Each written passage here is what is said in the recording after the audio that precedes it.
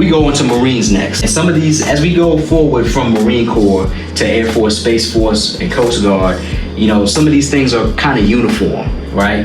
Marines has what's called a Fuel to Fight program, right? So the Fuel to Fight program basically consists of a traffic color, like a traffic light color coding. When you're in the DFAC or you're in a mess hall, there's a color coding for, you know, how you should go about eating certain foods. Green, yellow, and red, everybody knows that's what's in a stop light, right? That's what's in a traffic light. Green essentially means engage at will. Yellow means well-aimed shot. Red means check fire, if I remember right. Engage at will essentially means you can have as much of that as you like. Whole foods, fruits, veggies, lean meats. Yellow, essentially, that's the well-aimed shot. And what that means is you want to be precise in how much you choose of these types of foods. Not heavily processed foods, but maybe, you know, a little bit more like just some processing in it, like some oils or maybe some butter, things like that. You have red. I think everybody knows what that one means. Check fire, of course, means you want to make sure you limit how much of those foods you eat. What ties into those is, of course, going to be your ultra processed foods, candies,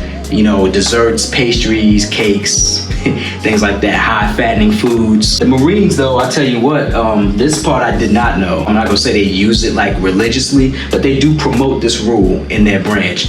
The 80-20 rule. 80% of the time you want to choose from healthy options. About 20% of the time you want to have the stuff that's not so good for you. The processed stuff, the artificial sweeteners and things like that that's in certain ingredients. Macro intakes. So this is something that I did learn when I was in my nutrition and wellness program. So we have the fist, the hand palm, and then we have the thumb. So for carbohydrates, a fistful of carbs that counts as a serving. Palm of your hand of a certain protein is considered a serving. Obviously fats, unless they're healthy fats, and even still you want to be careful with those too. You can have a little more healthy fats than, you know, the unhealthy fats.